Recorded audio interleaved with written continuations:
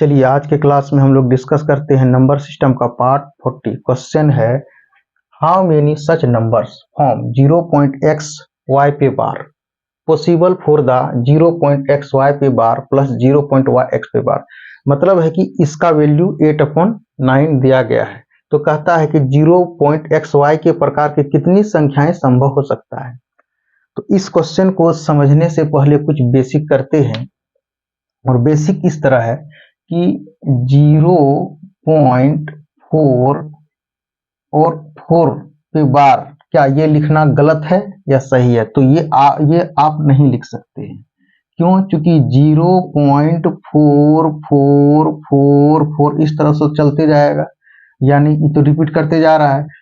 अच्छा, लिखना सही क्या होगा? तो 0.4 आप ये चीज लिख सकते हैं, क्योंकि आप देखिए 0.444 इस तरह से डॉट डॉट चलते जाएगा।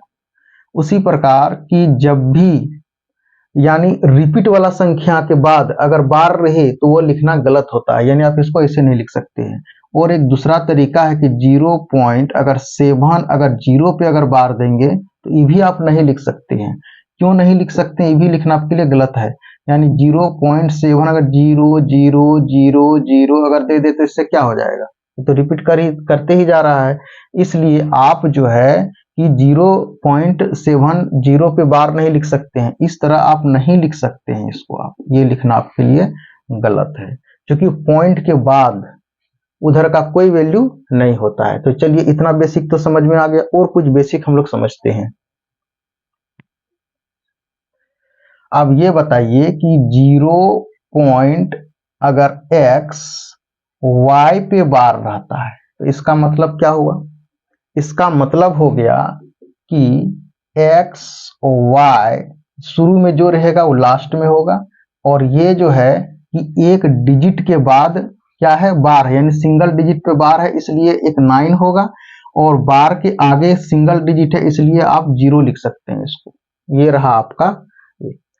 तो अगर यदि मान लिया जाए, अगर आपसे पूछें कि 0.35 का वैल्यू क्या होगा, इस पे 5 पे अगर बार रहेगा तो यानी 35, तो आप कहिएगा क्या करना है? इसको शॉर्ट तरीका देखिए, ये जैसे का तैसे लिखिए 3, ये आपका हो गया जैसे का तैसे लिखिए, इन दोनों को जोड़ दीजिए, कितना होगा? 8 हो गया। और उसके बाद क्या करना है? यानी बार तो सिंगल डिजिट पे है तो इसलिए 9 दे दिए, और इसके आगे यानी बार के आगे भी सिंगल डिजिट है, ये रहा आपका इसका फ्रैक्शन का रूप। अगर हम पूछें कि 0.23 पे बार का वैल्यू कितना होगा, तो फिर आप कहिएगा कि 2 को जैसे का तैसे लिखिए, ये 2 को जैसे का तैसे लिखिए, उसको ई दोनों को ऐड कर दीजिए, तो 3 और 2 कितना हो गया? ये आपका हो गया 5। आप देखिए कि केवल सिंगल डिजिट पे बार है, केवल 3 पे बार है, इसलिए एक 9 हो जाएगा, और ये जो है आपका एक 0 हो जाएगा। तो ये बात आपको अच्छी तरह से समझ में आ गया। और कुछ बेसिक है, जैसे कि मान लिया जाए कि अगर हम 35 लिखे हैं तो इसका मतलब क्या हो गया? तो इसका मतलब हो गया कि 3 इंटू ये हो गया आपका 5 हो गया। ऐसा क्यों हुआ? ये टेंस हो गया, टेंस का मतलब क्या हो गया? ये 10 हो गया, और ये प्लस ये क्या हो गया? यूनिट हो गया। तो यूनिट का मतलब कितना हो? 1 हुआ। ये तो हम लोग पढ़ चुके हैं, 30 + 5 = कितना हो जाएगा? 35। तो ये भी आपको समझ में आ गया। अगर यदि अब देखिए x इंटू वाई रहेगा तब इसको हम क्या लिख सकते हैं? 10x + y लिख सकते हैं। अगर x y z रहेगा तो क्या लिख सकते हैं? ये तो हो गया 100 के प्लेस में, तो 100 के प्लेस में क्या लिखेंगे? 100x।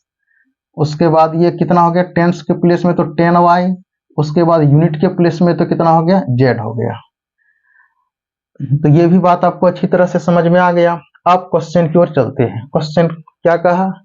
क्वेश्चन इस पे यानी इसका वैल्यूज गिवन है, 0.x y पे बार है प्लस, और ये 0.y x पे बार है, इक्वल टू इसका वैल्यूज कितना दे दिया? 8/9 दिया है। सबसे पहले हमको इसको कैसे लिखेंगे? तो आप इसको लिख सकते हैं, क्या लिख सकते हैं इसको? x इंटू वाई, और शुरू में जो रहेगा वो माइनस करना है, यानी ये चीज अभी हम बताए हैं। उसके बाद ये क्या करना है, ये जो है कि सिंगल डिजिट पे बार है इसलिए 9 होगा, और इसके आगे जो है कि 1 डिजिट है इसलिए आप 0 पुट कर दीजिए। तो प्लस फिर अब ये क्या हो जाएगा, ये उतर जाएगा वाई एक्स। उसके बाद शुरू में क्या है, एक्स वाई है तो वाई माइनस हो जाएगा, और सिंगल डिजिट पे बार है तो बार एक ठो 9 हो जाएगा, और सिंगल डिजिट के बार के आगे केवल एक ठो वाई है यानी सिंगल डिजिट 0 हो जाएगा। अब ये 8/9 इसको हम लिख सकते हैं। ये कहाँ से लिखें, तो अभी जस्ट हम समझाएं कि 0 पॉइंट अगर x y पे बार रहता है तो हम क्या करते हैं, इसको लिखिए एज इट इज, यानी x y as it is, और y के आगे जो x है उसको हम माइनस करते हैं। यहाँ तक तो बात समझ में आ गया। अब y जो है, y पे रेकरिंग एक ठो इसलिए 9 हुआ, और y के आगे केवल एक ठो डिजिट है इसलिए 0 है। कहने का मतलब अगर यदि x y अगर z रहता और z पे बार रहता तो उस पे क्या करते हैं, उस पे करते कि x y z as it is लिखते हैं, और माइनस करते हैं ये शुरू वाला, इसको माइनस करते हैं x y को, यानी x y को माइनस करते हैं। उसके बाद जो कि अब बार देखिए केवल z पे है इसलिए एक ठो 9 हुआ, इसका आगे डबल डिजिट है तो इसलिए डबल, इस टाइप का ये हो गया। तो ये सब पहले ही हम समझा दिए हैं, तो उसी के हिसाब से हम यहाँ लाए। चलिए अब तो ये क्लियर हो गया, यहां तक तो बात समझ में आ गया।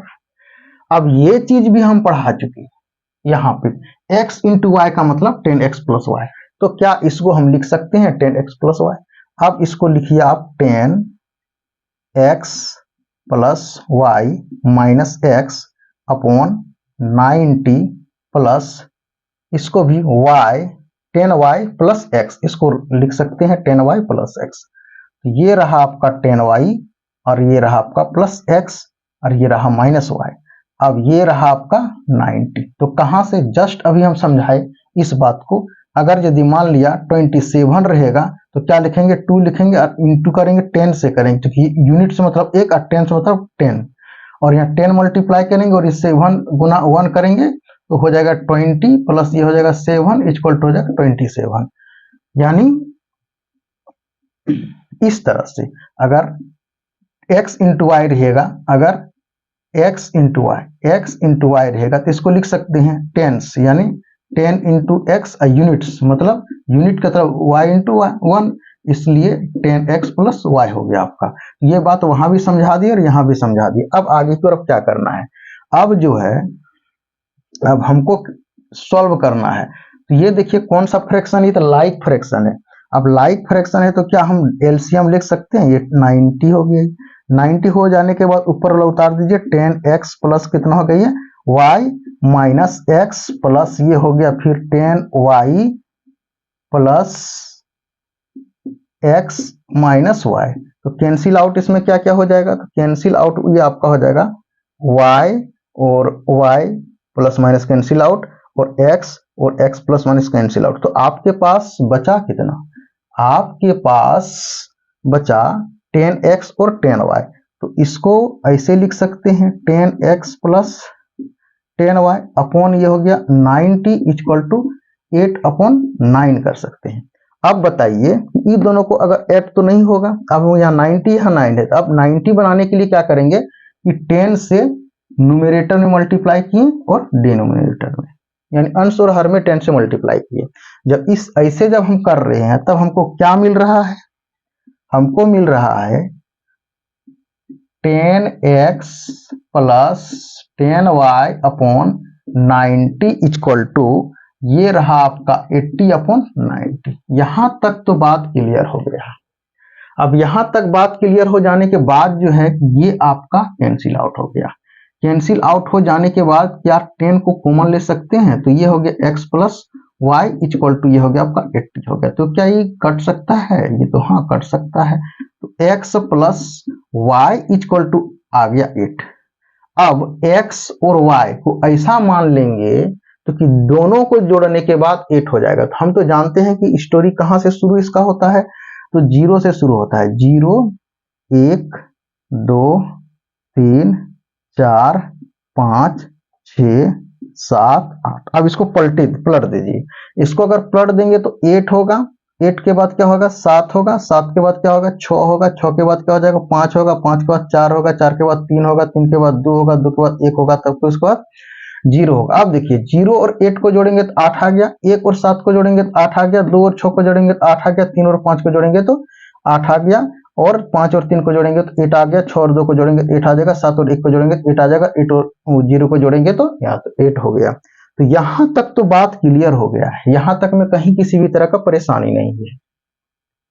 अब करना क्या है, बट हमको फाइंड आउट क्या करना है, तो फाइंड आउट करना है केवल इसका वैल्यू बोला है निकाल 0.xy के प्रकार का, केवल ये जो है कि 0 पॉइंट यानी कितना बोला है हमको xy का, यानी इसका निकालना ही है।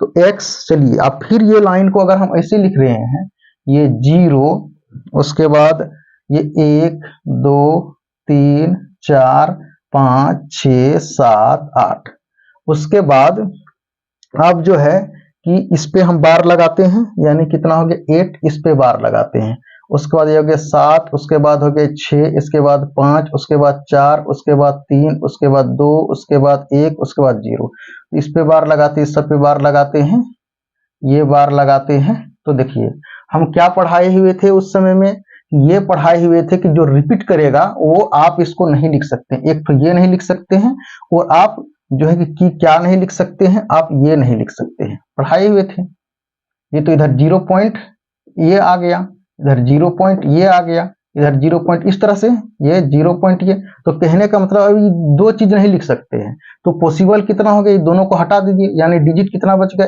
1 2 3 4 5 6 तो बच गया आपके पास डिजिट, अगर यदि आप ये सब अगर ये हटा दे रहे हैं तो, यानी आप जो है कि ये ऐसे आप नहीं, इसको भी आप नहीं लिख सकते हैं।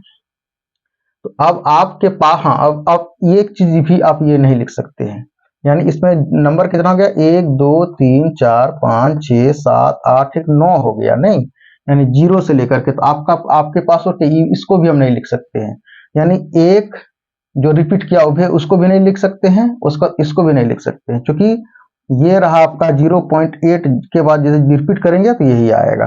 तो ये तीन चीज नहीं लिख सकते, जब तीन चीज नहीं लिख सकते हैं तो पॉसिबल नंबर आपके पास कितना हो गया 6 हो गया। आप इसमें चेक तो कर लिया, आप इसमें भी चेक करके देखते हैं, इसमें चेक करने पे क्या होता है, ये 0.y और ये x पे बार होता है, तो इसको सिर्फ प्लट देना है, यानी इसको इस प्लेस पे कर देना है, ये 0 रहने देना है, ये जो है कि इसको इस प्लेस में कर देंगे, 8 को लिख देंगे, उसके बाद 0 को लिख देंगे, फिर उसी तरह फिर यहाँ 7 को लिख देंगे, 1 को लिख देंगे, फिर उसी तरह 6 को लिख देंगे, उसके बाद 2 को लिख देंगे, फिर उसी तरह 5 को लिखेंगे, फिर ये 3 को लिखेंगे, फिर उसी तरह 4 को पलटेंगे, फिर उसी तरह 3 और ये 5 को लिखेंगे, फिर उसी तरह 2 और ये 6 पे बार लिखेंगे, उसी तरह 1 और ये 7 पे बार लिखेंगे, उसी तरह से करेंगे तो इसमें भी मिलेगा। तो टोटल जो है कि पॉसिबल कितना हो जाएगा 6 हो जाएगा। तो आप कहिएगा क्या एग्जाम हॉल में इतना टाइम लगाएंगे, तो नहीं, एग्जाम हॉल में इतना टाइम आपको नहीं लगेगा, क्योंकि शुरू पीरियड में अगर बनाते हैं तो लगेगा। सिंपल सी बात है कि अगर यदि मान लिया 8 का अगर यदि पूछ रहा है तो 0 से 8 तक आपको लिख करके देख लेना है, उसके बाद रिपीट कितना कर रहा है 4 4 और 0 वाला, ये सब खत्म हो जाएगा। तो 8 में 2 से ऐसे 6 हो गया, यानी ये हो गया आपका आंसर, ये 6 हो गया, इसलिए करेक्ट आंसर इसका कितना हो जाएगा 6 हो जाएगा। तो उम्मीद करते हैं ये क्वेश्चन आप अच्छी तरह से समझ गए होंगे। अब बचा 2 नंबर का क्वेश्चन। तो 2 नंबर का क्वेश्चन, इस टाइप का क्वेश्चन हम अगले वीडियो में सॉल्यूशन करवा चुके थे, लेकिन फिर भी थोड़ा सा हम इसको डील कर देना चाहते हैं। ये क्या हो गया, इस पे है 0.xyz पे बार है, तो फिर थोड़ा सा बेसिक हम लाते हैं कि 0.x पे बार रहता था तो हम लोग क्या लिखते थे, x/9 लिखते थे। अगर 0.xy पे अगर लिखता था तो क्या लिखते थे, xy लिखते थे, और ये 999 लिखते थे।